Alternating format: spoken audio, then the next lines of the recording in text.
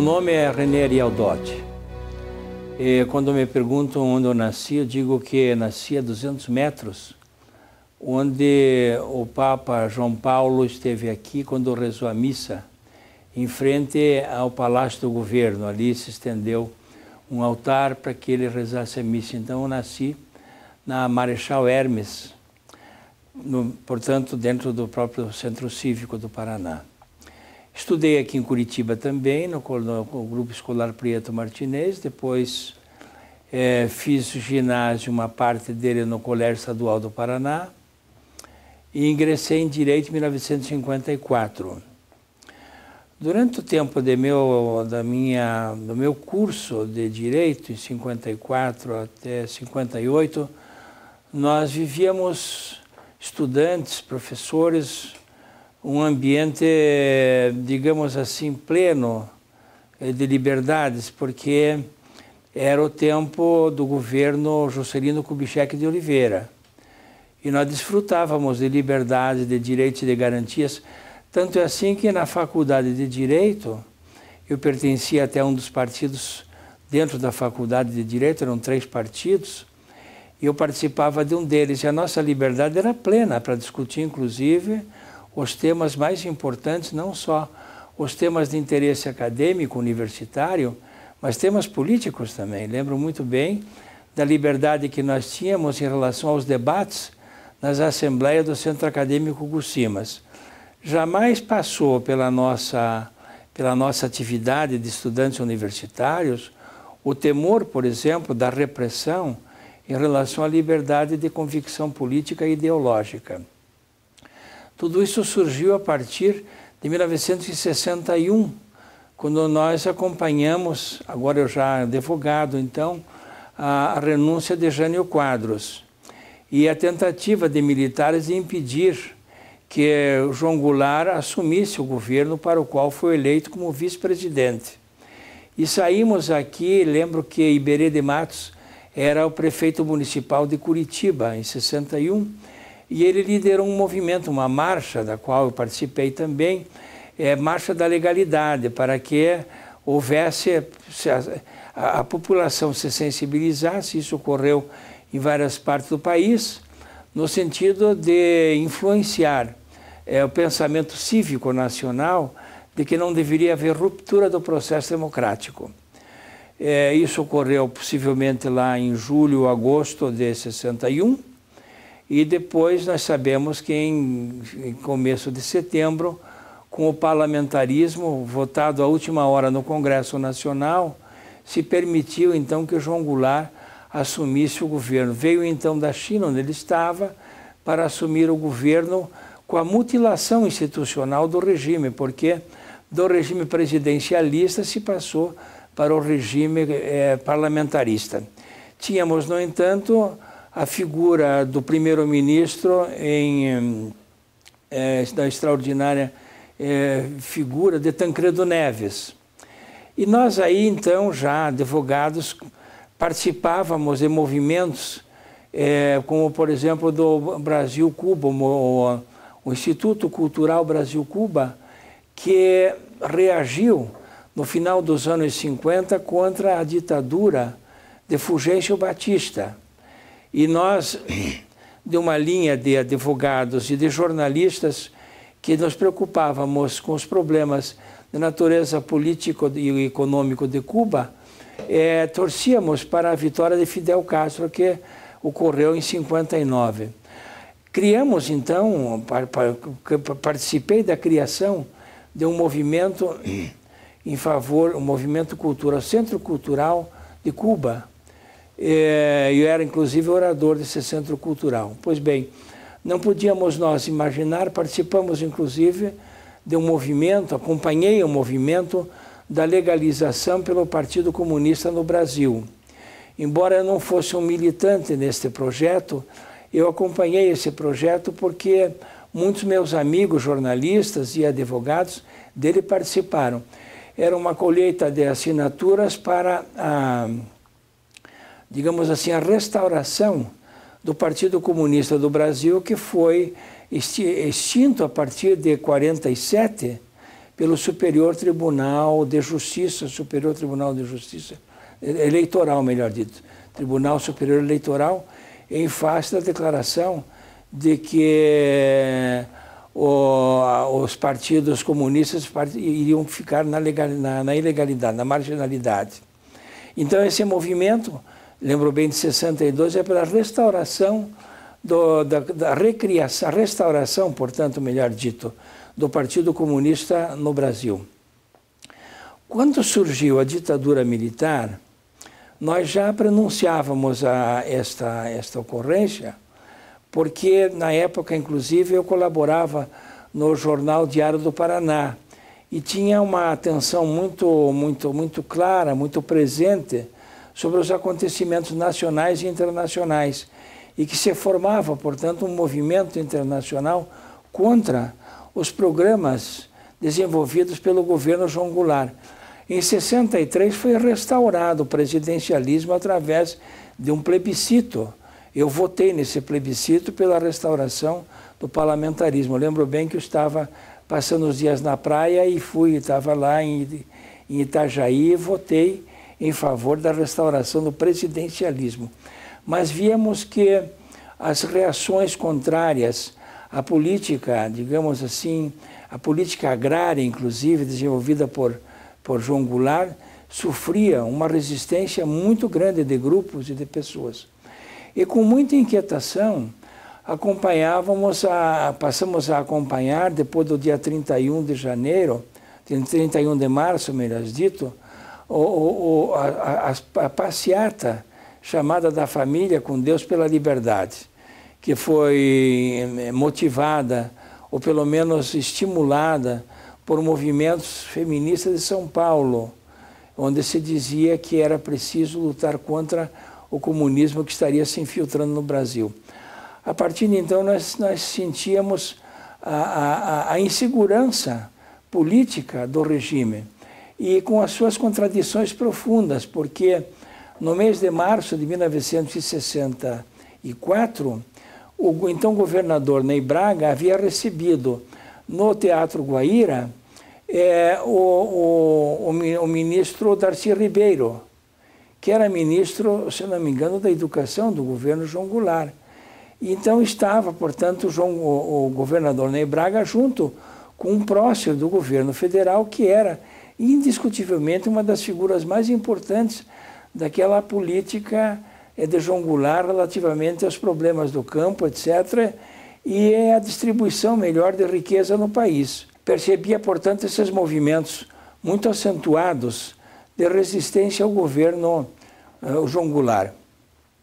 Inclusive com notícia de infiltração estrangeira através de instituições que se criavam no próprio país, defendendo os interesses norte-americanos e entre nós. Lembro que na Faculdade de Direito, nós tivemos uma reunião num departamento de Direito Penal, onde recebemos a visita de um intermediário de um programa norte-americano a respeito de liberdades públicas. E o nosso professor, Alcides Munhoz Neto, o chefe do departamento, disse muito bem que se eles viriam para cá para nos ensinar liberdades públicas, nós poderíamos ir lá então e ensinar liberdades civis, porque nessa época, inclusive, era extremamente brutal o regime dos Estados Unidos. Somente a partir de 65, com John Kennedy, é que os direitos civis dos negros passaram efetivamente a ser respeitados, embora não totalmente em todos os estados, como nós sabemos.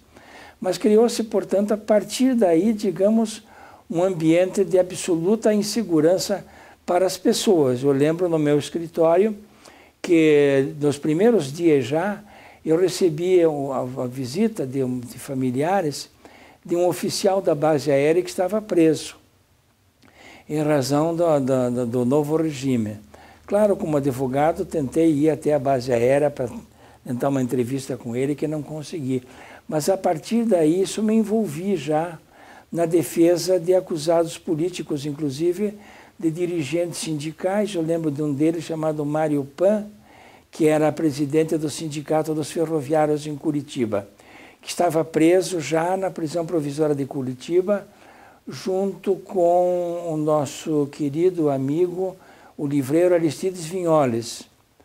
E lembro bem, nunca esqueço de que o PAN chegou-se a mim e disse, olha, doutor, se o senhor tiver alguma preocupação, algum receio, a gente não vai reparar, porque muitos advogados iniciavam esse tipo de trabalho e desistiam logo, porque a pressão, as ameaças veladas eram muito grandes em relação à atividade dos advogados, tanto que nós tínhamos um número não superior a 10 advogados que atuavam em causas desse tipo.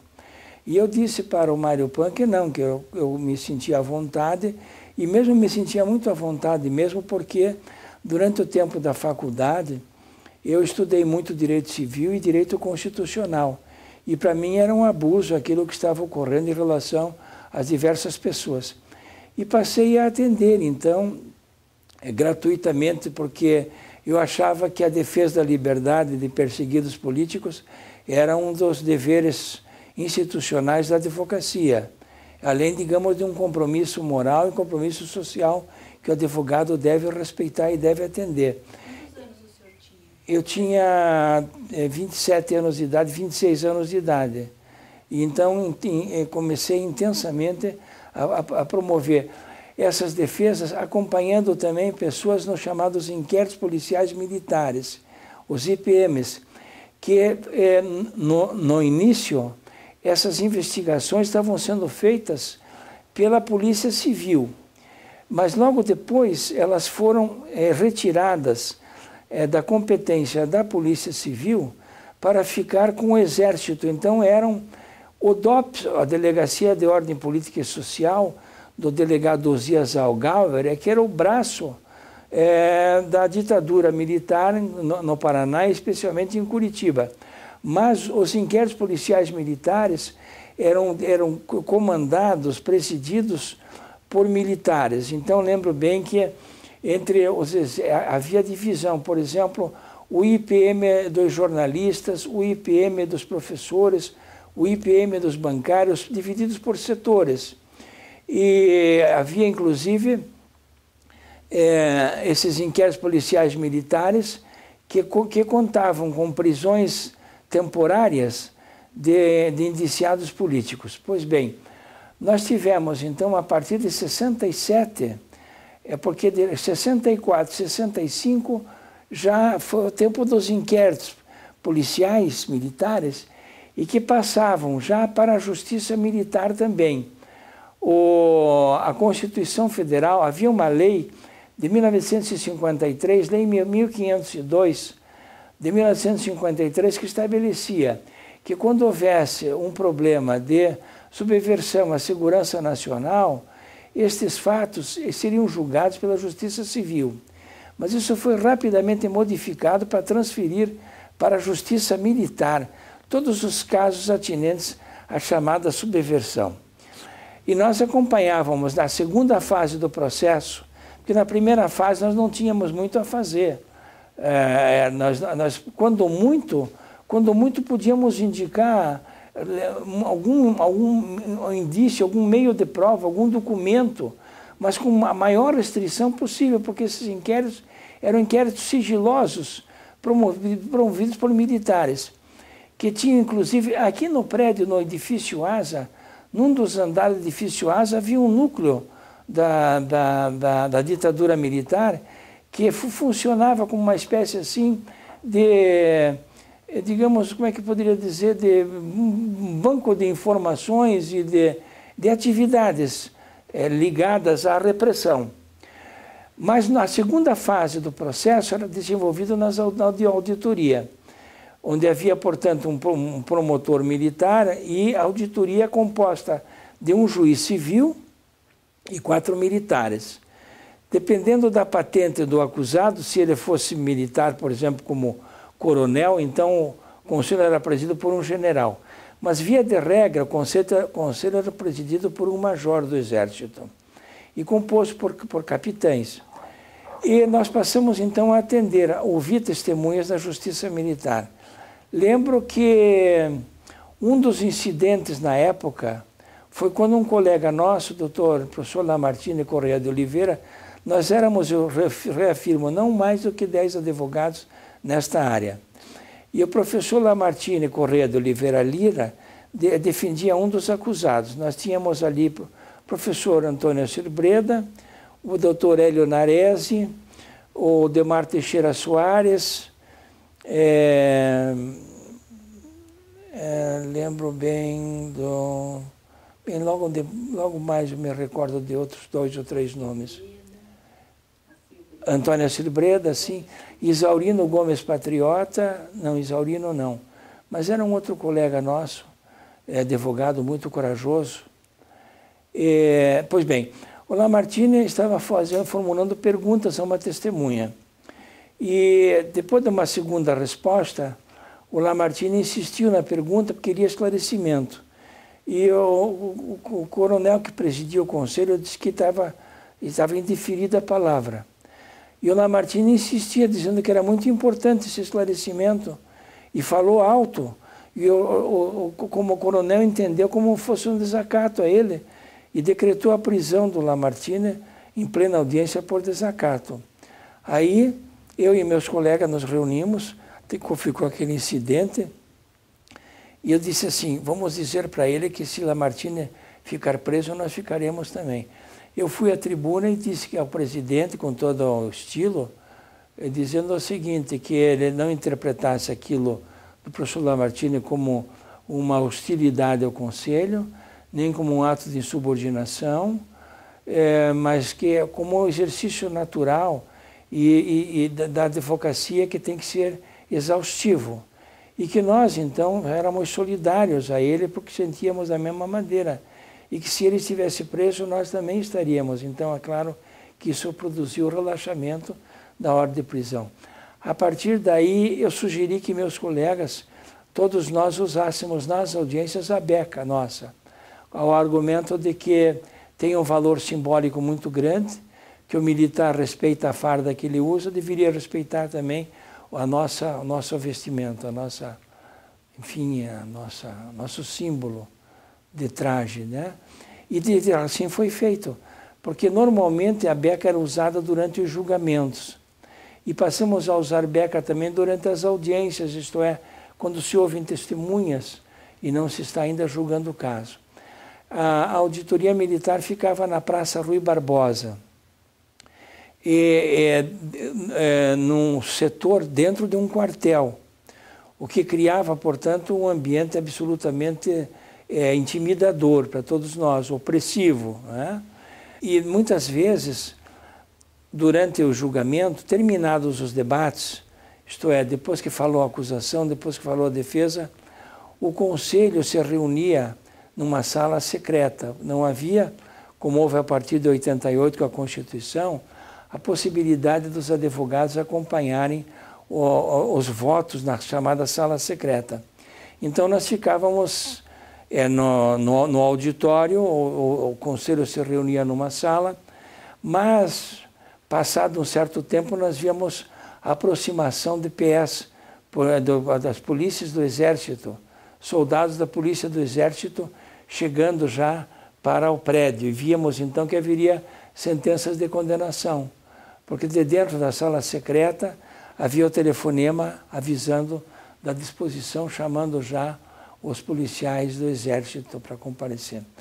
Foi dentro desse ambiente de terror, portanto, que nós vivíamos durante os debates e aguardando o julgamento. Houve um episódio muito pitoresco, muito curioso, que quando nós aguardávamos o julgamento, nós não tínhamos o que fazer, porque não participávamos da sala secreta. Então, era o mês de julho, muito frio, ou junho, muito frio.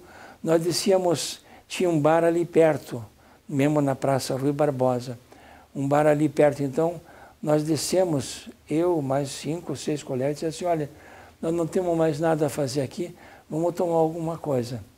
E pedimos uma cachaça. E engraçado, eu estava de beca, porque os outros deixaram a beca na cadeira e eu saí de lá com a beca mesmo. E aí tinha um bebum ali perto, olhou para mim e disse assim, entra aqui, padre Porreta, tomando a cachaça com a gente. Pensava que eu fosse padre pela beca. Mas fora, digamos, esses intervalos assim, né, hilariantes, que foram raríssimos, a rotina era o temor e o terror. Eu lembro que uma ocasião, um auditor, que era professor também na faculdade de Direito, onde eu lecionava, ele me disse assim, muito delicadamente, professor, queria que o senhor estivesse prevenido, porque eu devo lhe revelar uma informação que o senhor guarde só para o senhor. A sua declaração de rendas está sendo examinada. Aí, porque naquela época se falava muito do dinheiro da China, que havia, digamos assim, um apoio muito grande da China comunista nos movimentos aqui no Brasil. Aí eu agradeci muito a ele e disse, olha, não se preocupe, porque do meu imposto de renda não há nada mesmo, porque a minha advocacia ela é muito fraca, muito pequena, e do ponto de vista político não há nada, porque eu não cobro dos clientes. Né? Então foi para ter uma ideia. Pois bem, houve um episódio de grande repercussão no Estado, que foi a prisão de Aristides Vinholes, de Vieira Neto, e de mais um outro que eu não lembro o nome agora. E o encarregado do inquérito era o coronel Ferdinando de Carvalho. Esse coronel havia feito o inquérito do Partido Comunista do Brasil no Rio de Janeiro e chegou inclusive a propor até mesmo o indiciamento do governador Negrão de Lima no Rio de Janeiro. É claro que o tribunal não aceitou esse indiciamento, mas para ter uma ideia do volume deste inquérito policial militar e do alcance dele, porque ele procurou reunir todos os dados do Partido Comunista no Brasil. Era o IPM do Partido Comunista no Brasil. E esse coronel Ferdinando de Carvalho veio para Curitiba para assumir funções aqui. E eu lembro que, certa ocasião, veio um recado no meu escritório de que o coronel Fernando queria falar comigo. A gente já estava prevenido, né? Que será? Aí fui até onde ele tinha o comando dele. É que ele já sabia de minha advocacia na auditoria, ele queria recomendar meu nome para defender um acusado, paradoxo, não é isso? Que era acusado de lei de segurança nacional, mas não tinha nada com isso, era uma pessoa que ele conheceu, etc. E eu assumi aquela defesa. E eu pensava que este fato de aproximação me permitia o direito de ter acesso aos meus clientes, que era o Vinholes, o Vieira Neto e outro, porque ele passou a comandar esse inquérito aqui no Paraná, do Partido Comunista no Paraná. Eu estava com o doutor Breda e o outro colega meu, que é o José Carlos de Castro Alvim, José Carlos Correia de Castro Alvim. Éramos nós três e eu fui lá conversar com ele, pensando que aquela minha aproximação de antes me permitisse o direito de ter entrevista. Ele disse, infelizmente, não é possível, porque esse é um caso muito grave de segurança nacional e nós não vamos permitir. De nada valeu argumentar com ele que o Estatuto dos Advogados concedia essa prerrogativa aos advogados e essa garantia para os acusados. Aí fizemos uma representação para a Ordem dos Advogados do Brasil, cujo presidente era o José Rodrigues Vieira Neto. E essa representação, então, foi feita, não, na época não, houve uma anterior do Vieira Neto, mas nesta época, desta representação específica, era o Dr. Rui Ferraz de Carvalho. Rui Ferraz de Carvalho era um homem extraordinário, um advogado do Estado já aposentado e que assumiu a presidência da Ordem. Em face da nossa representação, eles pediam um ofício para o comandante da região. Este documento eu tenho, posso até fazer chegar aqui à comissão. Esse documento extraordinário deve estar no meu site, que é professor Dotti, depois eu lhe passo o site direitinho. Esse documento deve estar nesse meu site, professor Dotti, com BR, algo assim.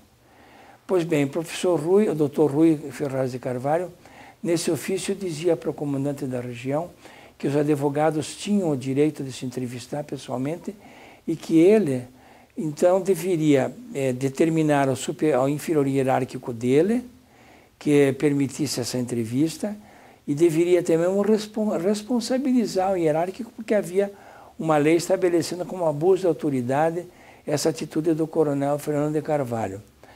Pois bem, 2 ou 3 dias depois desse ofício ter encaminhado ao comandante da região, eu estava na redação do Diário do Paraná, onde sempre procurava saber algumas notícias, políticas inclusive, e um jornalista, meu amigo, me disse assim, olha, você precisa ver agora o ofício que o comandante da região mandou, dizendo que me mostrou para ler, que ia sair no dia seguinte, que não podia atender, que não iria atender, porque era um caso gravíssimo de segurança nacional, e onde estivesse em jogo a segurança nacional, as liberdades individuais não podiam prevalecer, etc. e tal. Eu disse, pois então está difícil, né? Ele disse, não, veja a boa notícia agora, chegou um telex, era telex, porque não havia fax, claro, né? Do Superior Tribunal Eleitoral, concedendo habeas corpus para que vocês possam ter essas entrevistas. E foi uma grande vitória, porque ao mesmo tempo que o jornal publicou a resposta do general comandante, publicou a notícia do habeas corpus liberando as entrevistas, né? Então, eram momentos assim que nós vivíamos, de um lado, é claro, com a preocupação até de segurança pessoal, mas, por outro lado, com grandes alegrias também pelo que nós conseguimos. Houve uma ocasião num processo de estudantes, a chamada famosa Chácara do Alemão, quando os estudantes pretendiam restaurar a eficácia da atividade da UNE, né? União Nacional dos Estudantes, e foram todos presos. E nós, então, éramos advogados de vários deles, o grupo de nossos advogados, mais ou menos uns 8 ou 9 ou 10 que nós dissemos, e o Conselho deliberou soltar esses estudantes, relaxar a prisão desses estudantes, a prisão em flagrante. Pois bem, dias depois já desta atitude do Conselho, por maioria de votos, relaxou as prisões, o comandante da região, que era um outro agora, determinou que vários membros, dissolveu o Conselho de sentença e determinou que um fosse cumprir suas funções num lugar distante do Paraná, outro lugar do Brasil, etc. Então, ele não só destituiu o Conselho, como puniu os membros do Conselho. Aí, em função desse episódio, foi restaurada a prisão dos estudantes e alguns colegas nossos, um colega especialmente, pretendia sugerir a renúncia de todos nós. Vamos renunciar porque nós não temos condições legais e constitucionais de uma defesa eficiente para os nossos clientes. E aí eu fui um dos que liderou o movimento em sentido contrário. Eu lembro muito bem que naquela época meu pai estava tremendamente doente, muito doente, isso foi em 69, ele estava padecendo de uma doença, de um câncer, com dores muito fortes, e eu disse para eles, olha, meu pai está infelizmente morrendo, com dores terríveis de uma doença incurável. E nós procuramos o médico para, pelo menos, mitigar um pouco a dor que ele está sofrendo, atenuar um pouco a dor, quando não, nos dá um mínimo de esperança possível. Nós temos um dever aqui perante as famílias e os próprios acusados de atenuar essa, porque sem nós, eles não terão advogados à altura que tenham coragem de fazer essas defesas. E nós precisamos, efetivamente, honrar esse compromisso, até por uma questão de solidariedade humana. E sei que continuamos todos no processo. Depois, no julgamento, alguns daqueles estudantes, muito poucos foram condenados. A maioria foram absolvidos, o que revelou, portanto, a importância, a necessidade e a importância de nossa tomada de posição. Então foram vários os episódios dos quais eu me lembro, embora muitos estejam perdidos, o famoso processo dos jornalistas. Eu fui advogado de algum dos jornalistas também, a nossa equipe de advogados atendeu os jornalistas da última hora.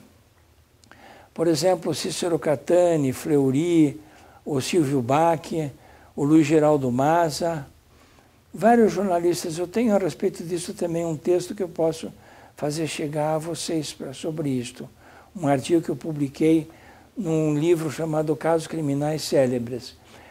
E os jornalistas da última hora eram acusados porque a última hora mudou completamente digamos, a orientação editorial das publicações locais.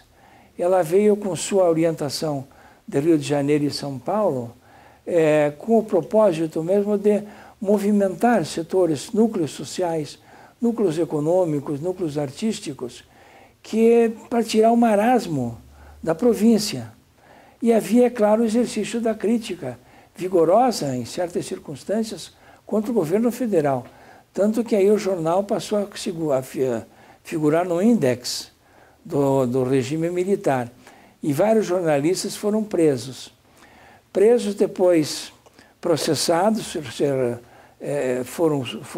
não chegaram todos a ser presos no processo, mas durante o tempo do inquérito alguns foram presos. E eu lembro muito bem que durante o processo nós impetramos um habeas corpus e não conseguimos arquivar o processo. O habeas corpus era para arquivar o processo. Mas, durante uma das audiências, surgiu um fato novo impressionante. O chefe da Casa Civil, na época, do governador Ney Braga, que estava em exercício, ele, ao responder perguntas da defesa, ele teve que admitir que o suplemento da última hora, publicado, um institucional do governo, foi pago pelo próprio governo com recursos da campanha, porque houve uma campanha no Paraná em face da tragédia do incêndio no Sudoeste, 1963. Flagelo, nunca mais, algo assim.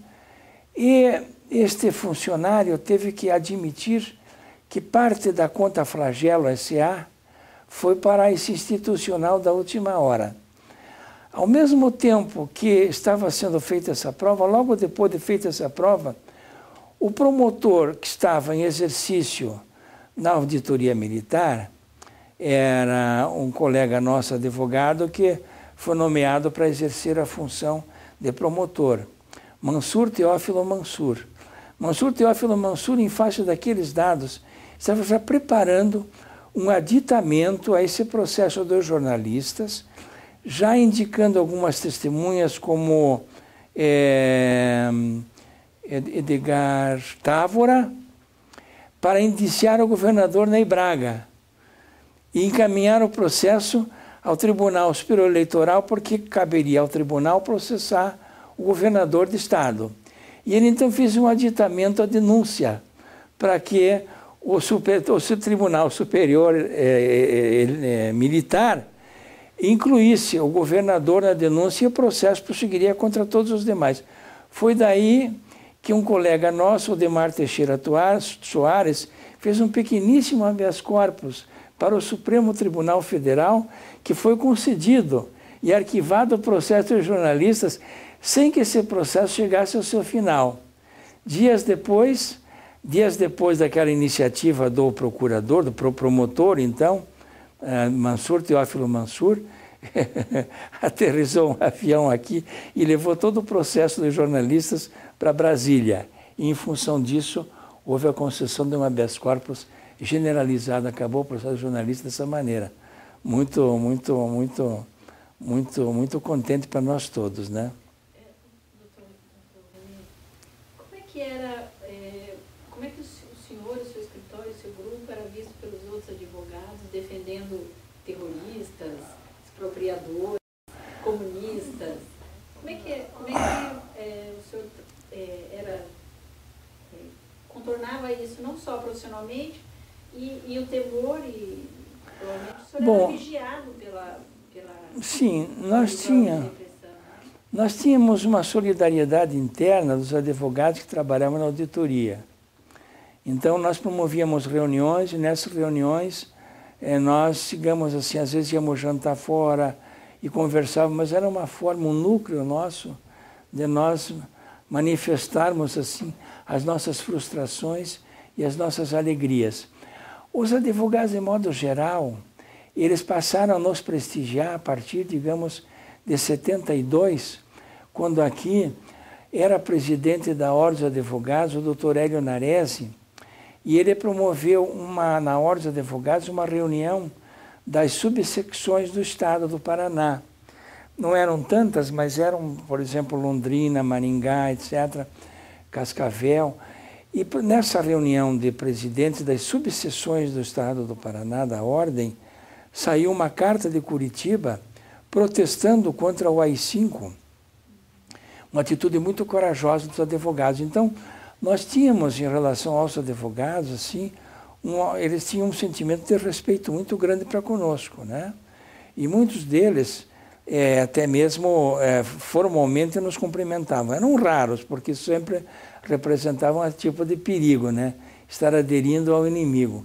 Mas mesmo no silêncio a gente sentia que nós éramos muito aplaudidos. E o jornal na época, porque até 69, 68, o AI-5 é de 68, de dezembro, dia 12. A partir de janeiro, portanto, passou a vigorar a censura. Mas antes disso, nós tínhamos os meios de comunicação, especialmente o Estado do Paraná, que cobria as audiências na Justiça Militar. E cobria, inclusive, julgamentos famosos, como o que nós tivemos, em que eu defendi o ministro Amaury de Oliveira e Silva, ele era ministro do Trabalho de João Goulart, e o deputado Walter Pequá. Walter Pequá era um deputado estadual do Partido Trabalhista Brasileiro e foi a Uruguai, visitou João Goulart, que estava exilado no Uruguai, mas foi por isso incluído no processo. E eu fui advogado dele, Leon Naves Barcelos, que também era meu cliente e respondia processo na ala dos bancários, porque ele era deputado e fez um discurso em favor dos bancários. Tanto ele como o Luiz Roberto Dalcanari, que presidia a Assembleia, foram também envolvidos no processo. Mas, felizmente, eu consegui, com habeas corpus, liberá-los do processo. Até então havia habeas corpus. Até então havia a imprensa que noticiava os julgamentos. E lembro bem do julgamento na auditoria militar, um processo rumoroso chamado Operação Três Passos. Do Rio Grande do Sul veio um coronel que havia sido punido pela Revolução, Gerson Cardim de Alencar Osório, e ele dirigindo digamos, um movimento de pessoas que, nesse sonho que ele tinha de chegar até Brasília, engrossando um movimento, a exemplo, digamos assim, da Caravana Prestes, né, dos anos 30, né? E é claro que ele foi preso, processado, as pessoas com ele foram processadas também, e processaram a Amaury de Oliveira e Silva, que estava no Uruguai já exilado, e Walter Pequá. Walter Pequá, a quem eu defendi, esteve no meu escritório na véspera do interrogatório e me perguntou se ele deveria ou não comparecer. Eu disse que ele deveria comparecer, porque se não comparecesse, decretariam a prisão preventiva dele. Essa era a rotina. Ele disse, então eu vou comparecer. Compareceu na auditoria, prestou um interrogatório. Terminado o interrogatório, tinha um coronel que presidia o conselho, porque Jefferson Cardim era coronel, então tinha um coronel também que presidia o conselho. Walter Pequá foi um líder extraordinário na região sudoeste do estado. Antes mesmo do Partido Trabalhista, ele como médico se mostrou assim uma pessoa extraordinariamente importante na cidade. Foi prefeito de Francisco Beltrão. E enfrentou, inclusive, o governo do estado, na época de Moisés Lupion, em defesa de agricultores. Houve até a ida do chefe de polícia daqui de Curitiba para supostamente acabar com aquela baderna, como se dizia. Mas esse missionário não conseguiu apaziguar os ânimos em Francisco Beltrão. E o governo teve que atender determinadas exigências dos colonos, liderados pelo Walter Pequot. Então, Walter Pequot tinha, na região, um prestígio extraordinário. Foi prefeito sem receber os vencimentos da prefeitura. Era médico, né? Continuava clinicando também. E ele foi a Montevidéu e, na volta, ele já estava punido. Tinha perdido o mandato já. Tinha sido cassado o seu mandato. E numa conexão de avião no interior do estado, ele foi preso em Cascavel pelo famigerado Coronel Lapa. Era um coronel da Polícia Militar muito temido pelas violências que ele autorizava e praticava. E ele foi torturado e perdeu um olho. Perdeu um olho em razão da tortura que sofreu em presídio lá em Cascavel. Isso motivou uma ação de indenização. Nós também atuamos nessa ação e depois deu uma indenização muito grande para ele e para a família dele contra o Estado. Mas Walter Pequot me perguntou se eu devia comparecer. Eu digo, não, se o senhor não comparecer, o senhor será preso. Então ele disse, então vamos enfrentar, que eu não quero ficar fora do país. Não tenho vontade nenhuma de me exilar. Prefiro enfrentar. Ele é muito corajoso. E no dia ele prestou interrogatório, disse que a visita dele tinha sido uma de solidariedade do partido, ao Amauri de Oliveira e Silva, que estava lá, que era do PTB também. E aí, terminado esse interrogatório, o coronel que presidia o conselho disse assim, com a palavra do doutor promotor para falar sobre prisão preventiva. Aí o promotor, timidamente, o promotor era um civil, timidamente ele disse que naquele caso não cabia prisão preventiva, porque o Código de Processo exigia a existência de 2 testemunhas, que tivesse havido uma confissão, e que ele então respeitosamente entendia que não cabia prisão preventiva. Aí eu estava na tribuna e disse, peço a palavra para falar pela defesa. Ele disse assim, qual a palavra, doutor auditor, para votar? Ele disse, mas senhor presidente, depois do interrogatório, depois do promotor, a defesa pode falar, eu requeiro a palavra, com a palavra, doutor auditor, para votar. E bateu um murro na mesa, assim. E aí o auditor trêmulo também. O auditor era um civil, como eu lhe falei. O auditor procurou de todas as maneiras, e com todo jeito, pois é, presidente, coronel, mas nesse caso, realmente, assim, etc., não cabe a prisão preventiva por aquilo. Então eu também, de acordo com o que o promotor opinou, entendo que não cabe a prisão preventiva, salvo o melhor juízo em outra ocasião. Ele disse assim, pois eu decreto a prisão preventiva com base na lei e na ordem da segurança nacional. E admito, doutor promotor, que o momento não é de filigrana jurídica. Como vota o major fulano, o coronel fulano, voto de acordo com a prisão. 2 votos a 1. Dava para instalar o conselho com 3 membros. Aí foi um choque tremendo, né? A dona Manuela, que era esposa do Walter Pequot, desmaiou.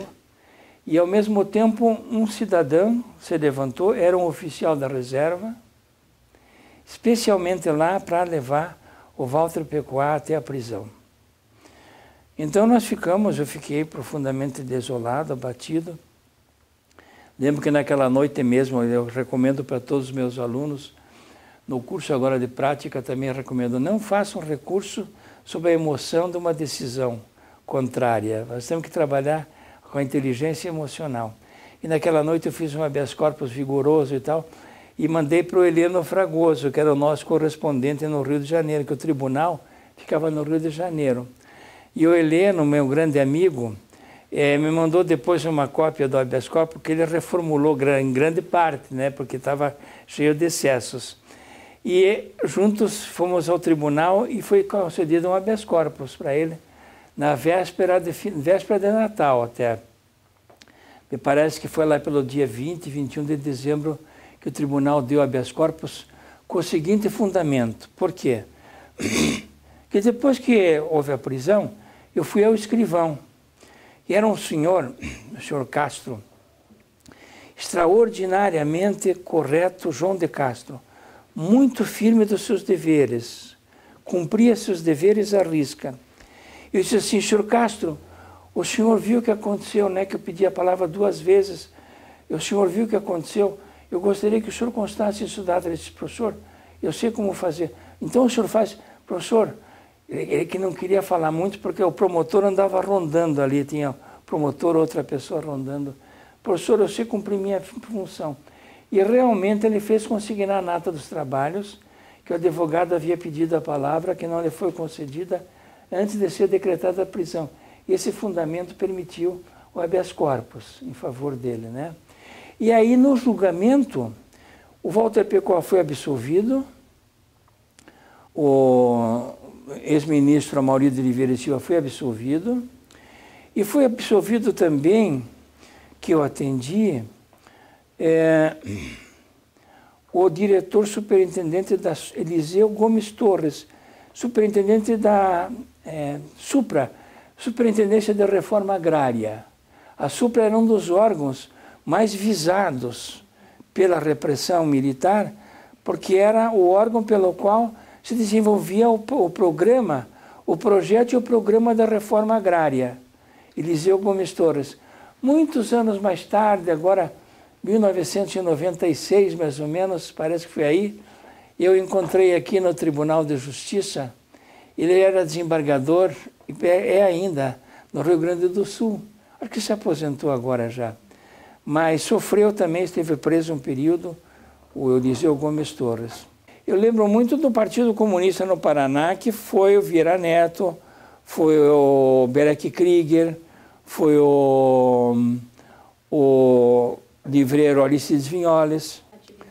Bom, mas aí tivemos o processo de Florianópolis, que em 1979 o presidente Figueiredo deliberou fazer uma viagem a Florianópolis para estabelecer determinados atos, para estabelecer programa de governo e inaugurar um busto em homenagem a Floriano Peixoto. Certamente por deficiência de sua assessoria, esta homenagem jamais deveria ter sido feita, porque Floriano Peixoto foi o responsável pelo morticínio de centenas de catarinenses. Então, até hoje, não conseguiram mudar o nome de Florianópolis, apesar dessa herança deixada por Floriano Peixoto. E, naquela época, em 79, havia já um problema de carestia, havia já uma distensão, havia sido votada já a lei da anistia. Então, havia uma mobilização popular muito grande contra os problemas, carestia da vida, etc. E que se multiplicaram com a homenagem feita a Floriano. Então, o presidente Figueiredo ficou hospedado na casa do então governador, Conder Borkhausen, que era eleito pela Assembleia. Naquela época, o regime militar indicava os governadores e a Assembleia homologava. E o Conder Reis, era governador do estado de Santa Catarina, recebeu o presidente Figueiredo. Estavam na sacada dessa casa, quando a multidão se aproximou do prédio, não sei se da casa dele ou do palácio, não lembro bem esse detalhe, mas havia, sim, uma sacada e a multidão toda se aproximando e vaiando o presidente da República.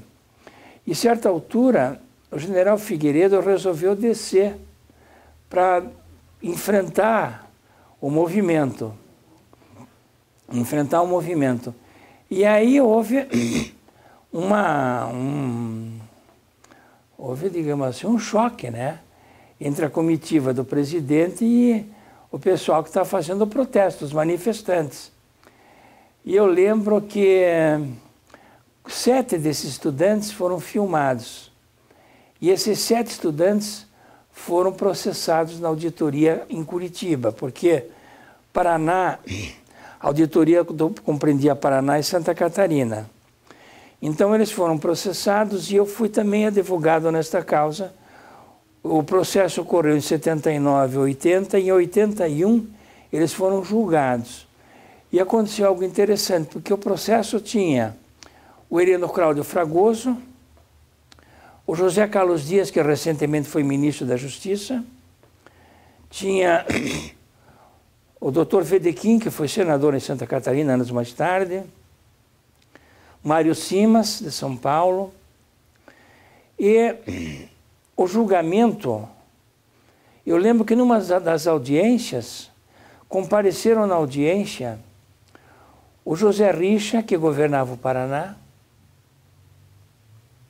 era o José Richa, me parece, junto com o governador de São Paulo, Franco Montoro. Eles dois acompanharam, possivelmente, uma dessas audiências, sim, assistiram. Quem eram os estudantes? Quem eram os 7 estudantes? Você lembra? Não, eram de Santa Catarina. Inclusive, uma de medicina eram de Santa Catarina. Pois bem, os estudantes foram absolvidos por 3-2.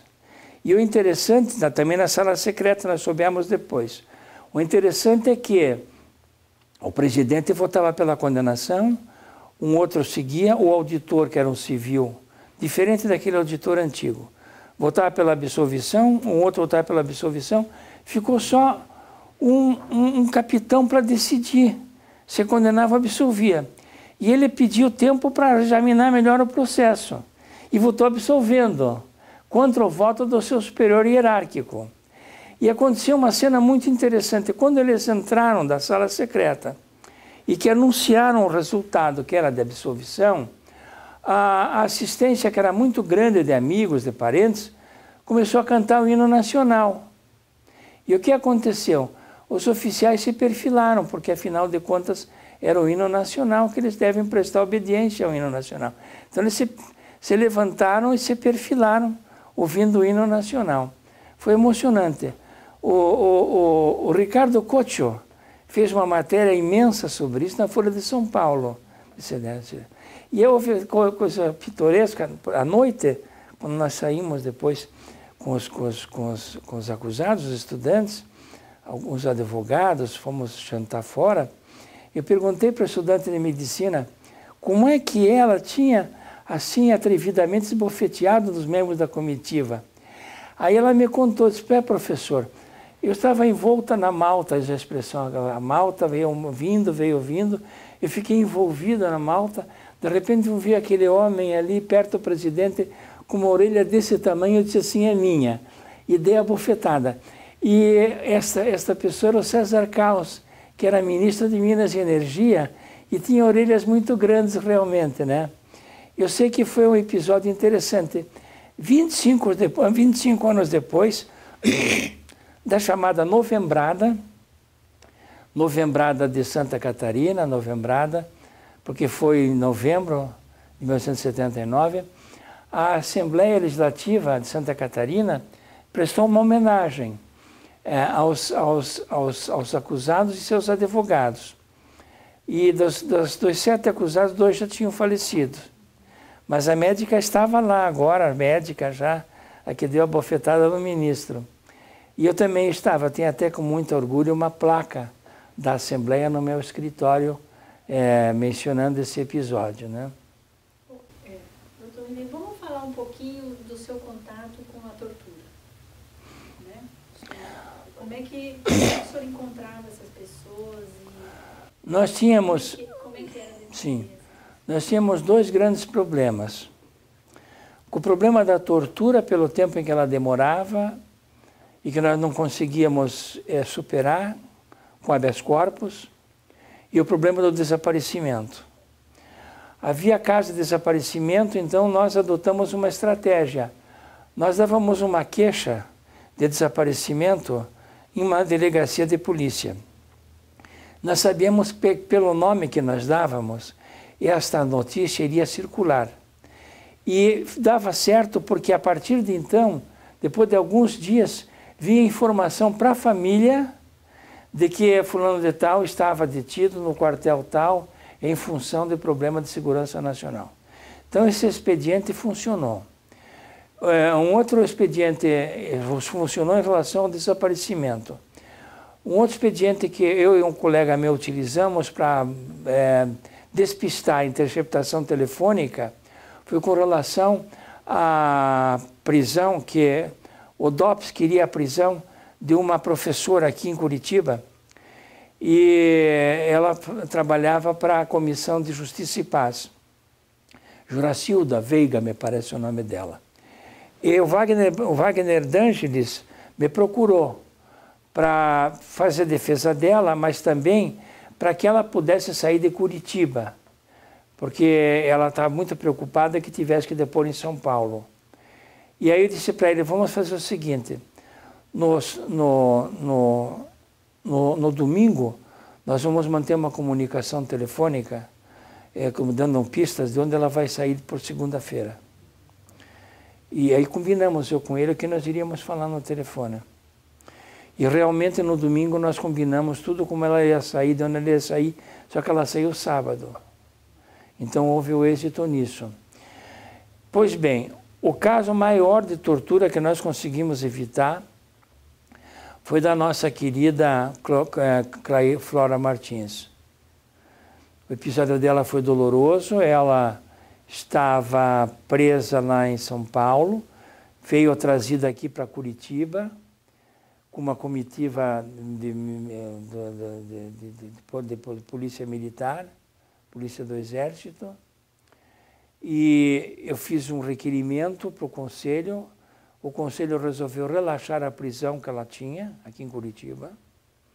O senhor lembra o nome do juiz que concedeu? Sim, Ramiro Costa, se não me engano, certamente Ramiro, muito corajoso.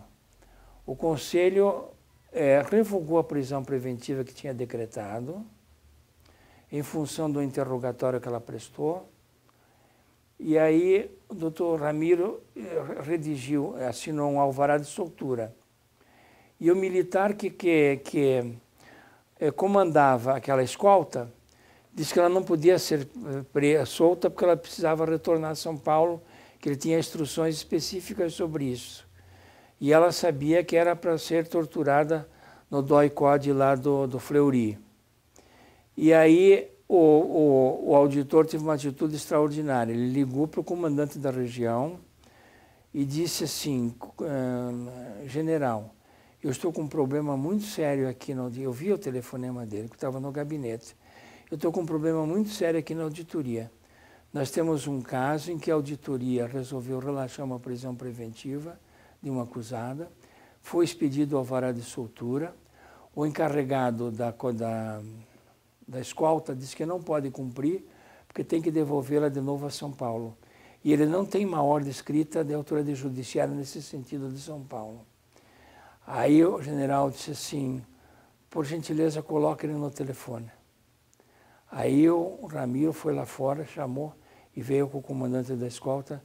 E o comandante da escolta disse, pois não, general. Pois não, general. Pois não, general. E aí resolveu cumprir o alvará. E aí então, o irmão da Clair, que é médico, resolveu colocá-la num hospital, e em mais de um hospital naquela noite, a fim de que ela não ficasse em hotéis. Enfim, ela foi salva até a própria vida dela, eu acho. Nós tínhamos um problema muito, muito sério quanto a isso, porque nós não tínhamos possibilidade de acesso, porque o processo de tortura se fazia de uma maneira absolutamente sigilosa, onde não havia possibilidade de habeas corpus, porque já era a época maior de tortura, foi a época maior depois de 68, depois do número 5. Depois do número 5 foi que prosperou a tortura, por causa, inclusive, da suspensão do habeas corpus. Nós não tivemos mais a possibilidade de impetrar habeas corpus. Para viabilizar, inclusive, um apelo, nós usamos o direito de petição que a Constituição prevê. Eu levei até, naquela época, em 76, em Salvador, uma tese sobre isso, que em Salvador a Conferência de Advogados Nacional fez uma conferência em Salvador. Foi muito importante, de 76. Antecipou aquela importantíssima aqui de 78 com o mesmo programa de defesa da democracia. Então, eu apresentei uma tese do direito da petição para suprir a impossibilidade do habeas corpus. E também nós não tínhamos possibilidade, digamos assim, em muitos casos, de promover uma ação de indenização, porque era absolutamente inviável isso, até pelo próprio receio que a família tinha. A família, quando recuperava a pessoa já torturada, não tinha interesse nenhum em exercer, digamos, um direito de indenização, que dificilmente seria, como foi concedido no tempo do PQA. Porque no tempo do PQA, a sentença final no tribunal veio em 67. Nós tínhamos em 67 a liberdade de imprensa. Nós só perdemos isso em 69, em janeiro, em 68, naturalmente, né? Pois eu defendi um jornalista de Florianópolis, é um cronista de muita importância lá em Florianópolis, e ele escreveu uma crônica muito saborosa lá por, digamos assim, setembro, outubro de 68. Arthur e eu na calada da noite, que Arthur Costa Silva era o presidente. Então, ele escreveu essa crônica, suposta viagem à noite dele com o presidente, conhecendo as boates de Santa Catarina, de Florianópolis. E ele dizia, volta e meia, o presidente me dizia que a Yolanda não saiba, que era a esposa dele, do Costa Silva. E aí, esse artigo muito interessante, uma crônica, né? Uma crônica hilária, né? Sérgio da Costa Ramos, o jornalista. Sérgio da Costa Ramos. Até hoje está em jornal lá, em Florianópolis. Ele escreve, é cronista diário. Pois bem, o ato institucional, dia 12 de dezembro, né? 12 de dezembro, algo assim, 13 de dezembro de 68, na mesma noite estava preso já. Ficou preso uns 4, 5 meses, em função daquele artigo Arthur e eu na calada da noite. Um dia qualquer, muito tempo mais tarde, uns 5 anos atrás, fui fazer uma palestra lá para estudantes e advogados em Santa Catarina e disse que admirava muito a resistência que houve em Santa Catarina na ditadura militar, porque eu havia defendido muitos acusados que eram de Santa Catarina.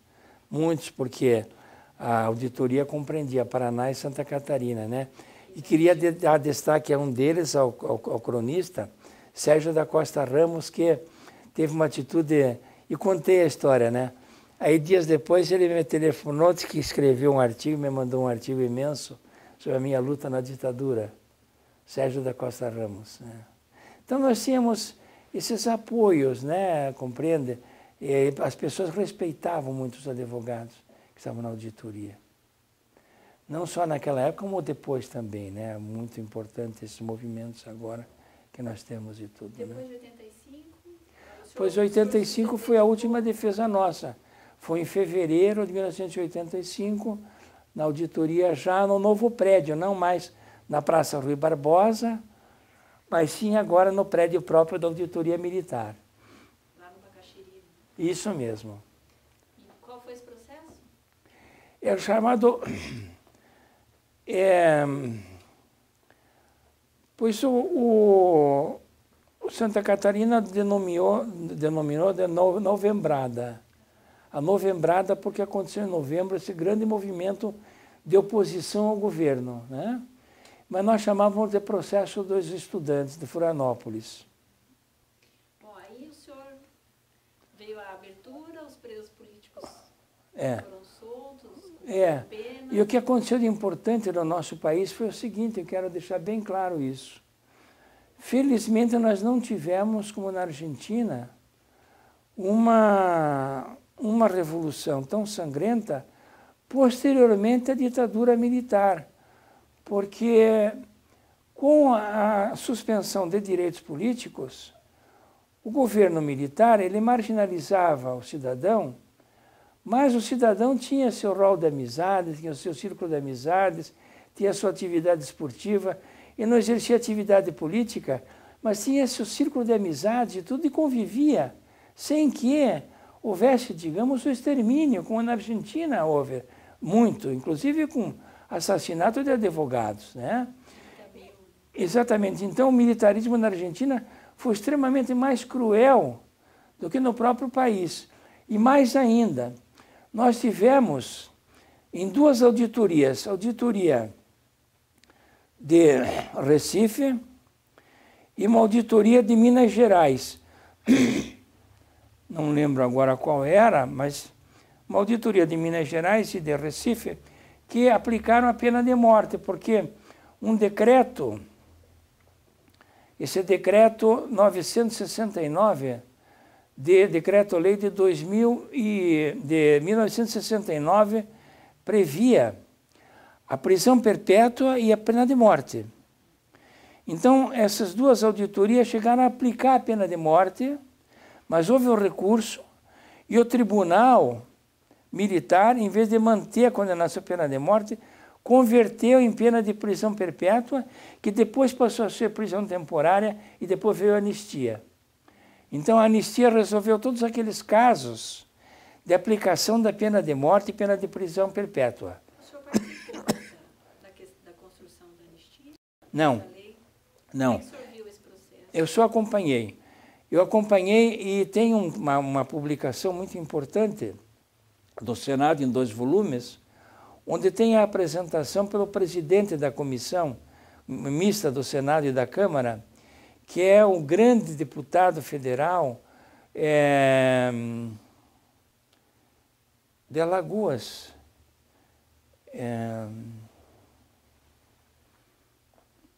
O filho dele é político ainda. Ele morreu de câncer, grande senador. Ele disse que era impossível. Não. Era impossível uma solução diversa do que a de dupla via. Nós não teríamos conseguido levar à frente, não teríamos conseguido levar à frente um processo de anistia se não houvesse o caminho de dupla via. Distinguir também a responsabilidade dos próprios torturadores, que nós não teríamos a volta de Arraes, de Brizola, de tantos outros, de tantos e tantos e tantos e tantos, se não houvesse isso. Então, me sensibilizou este depoimento do deputado, do senador, aliás, porque, vivendo naquela época, naquele problema, nós sabíamos que era um tipo de acordo. E se nós fôssemos advogados, tivéssemos que opinar, opinaríamos pelo acordo também. Porque nós não víamos como advogado uma outra saída, não será aquela mesmo, de uma transigência, uma transação. Porque nós respirávamos aquele momento, sabíamos que era impossível. Não se conseguiria anistia como se conseguiu se não fosse isso. Quer dizer, teríamos perdido mais anos, inclusive, até que o Geisel, a partir de 78, naturalmente, iniciasse o processo da revogação do ato número 5 e da redemocratização. Teríamos perdido vários anos, inclusive 10 anos teríamos perdido. E hoje, como é que o senhor vê essa tentativa de revisão da anistia? Eu vejo por um ângulo. Eu vejo por um ângulo da restauração histórica, da necessidade de descoberta dos desaparecidos, como forma absolutamente certa, correta, humana, sobre todos os pontos humana, de continuar lutando para descobrir, inclusive, os restos mortais dos desaparecidos e de se fazer, como está se fazendo já, uma revisão de todo aquele processo de violência que se faz através de programas como esse Tortura Nunca Mais.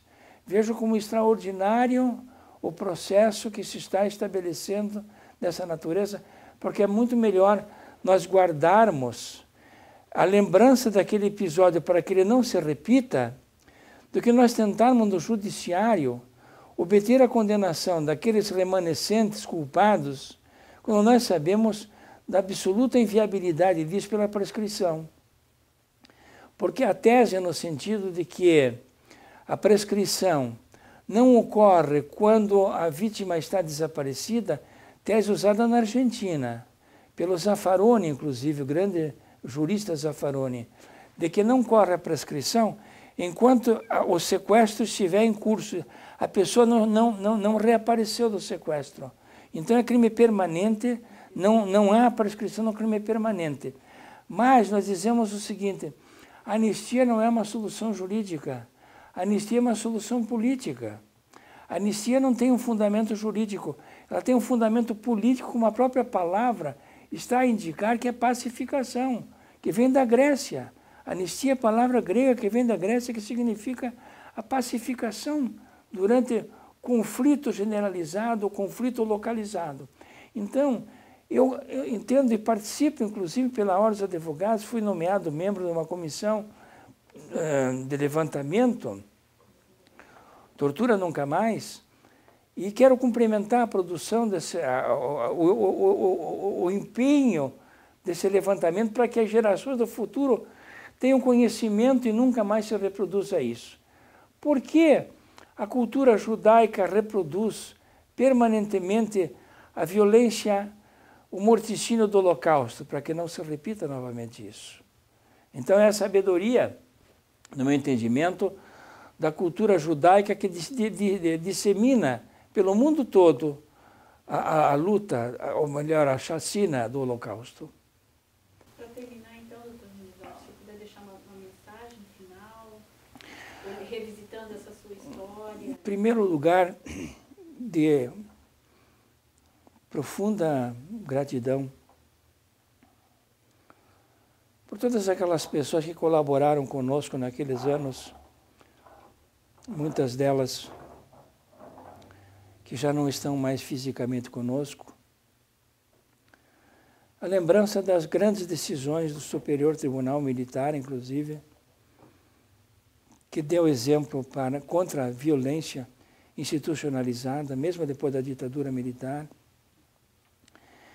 E as pessoas, assim como você e outros tantos, que escrevem um papel extraordinário na história do Brasil, um novo capítulo na história do Brasil, que é o capítulo da restauração da liberdade e das garantias fundamentais através da revisão do processo chamado processo da ditadura militar.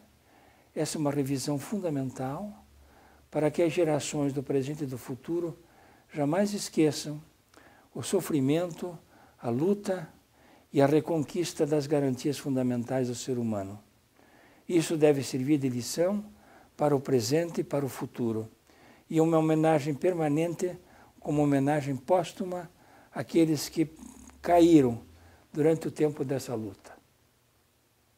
Em 1992, precisamente em julho de 92, eu recebi um telefonema em casa do Miguel Reale Júnior, amigo de muitos e muitos anos. Professor, advogado, somos colegas.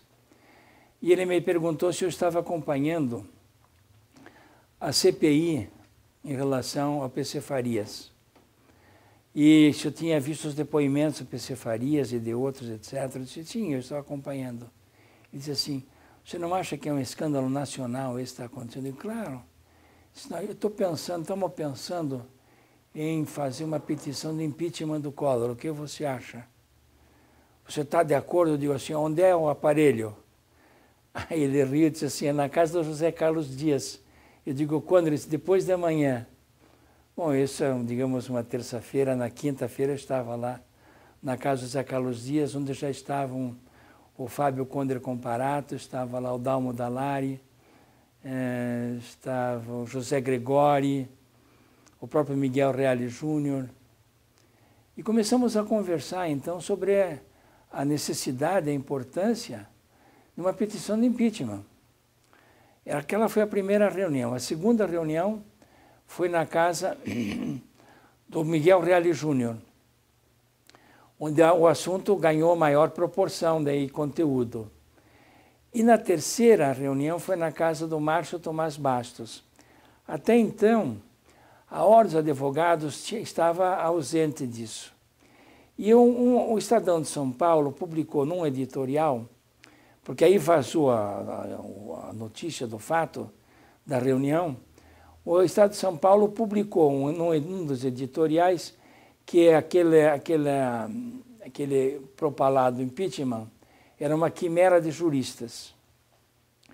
Pois bem, na reunião que houve na casa do Márcio Tomás Bastos, nós trocamos ideias sobre a redação da petição inicial. E esta petição inicial teve a redação do Miguel Reale Júnior, do Fábio Conder Comparati e a minha.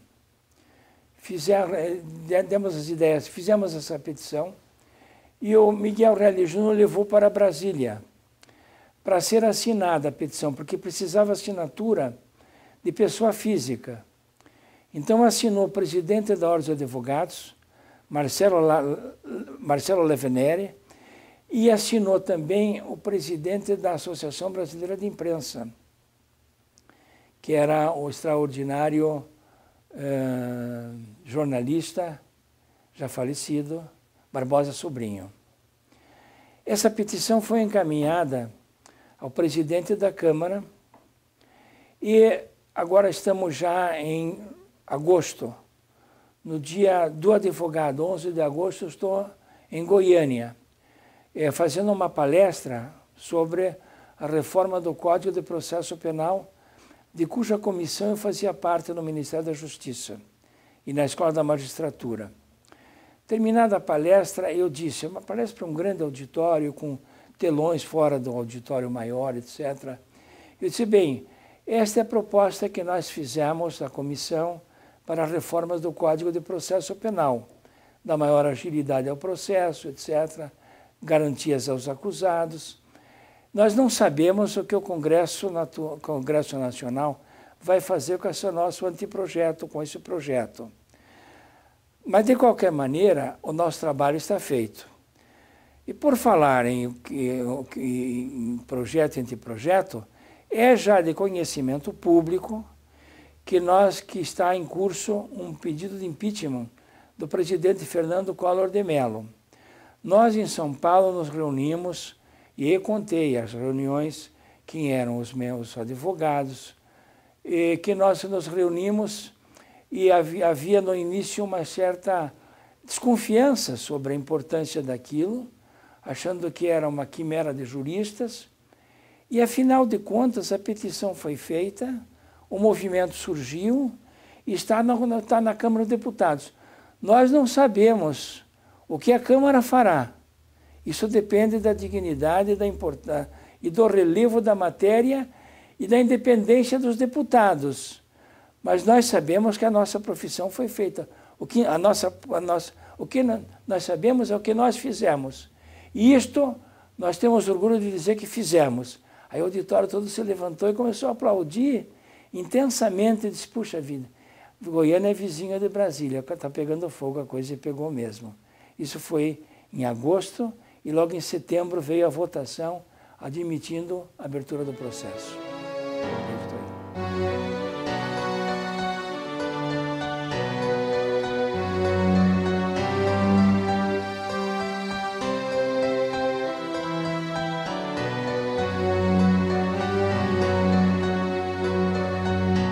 Ouça bem esta canção, ela fala pra você. Ela fala de um tempo que ninguém pode esquecer, de um tempo em que alguns homens impuseram a tirania, muitos outros responderam com a sua rebeldia. Os tiranos implantaram longa noite de terror, tentaram calar a todos, provocando muita dor. Censuraram a cultura e toda a cidadania, calaram toda a voz, promovendo a vilania.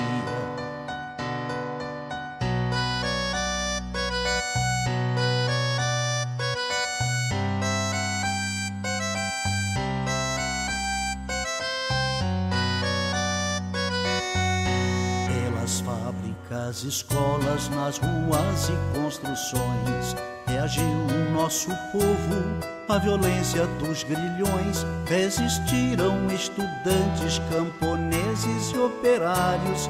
Foram homens e mulheres a enfrentar os sanguinários. 3 reis, Zé e Désio, Seixas, Isis, Marighella entregaram suas vidas pra vida ficar mais bela. Muitos outros foram mortos por lutar contra a opressão, ou desaparecidos, ou no exílio ou na prisão.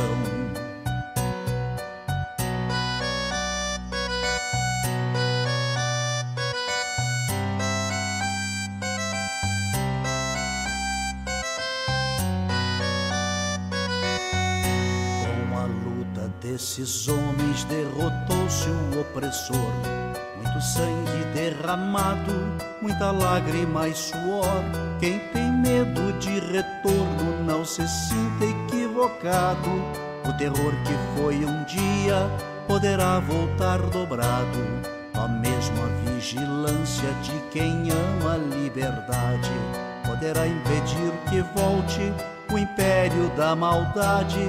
Mas a luta continua por justiça e pelo pão, pela reforma agrária, por saúde e educação.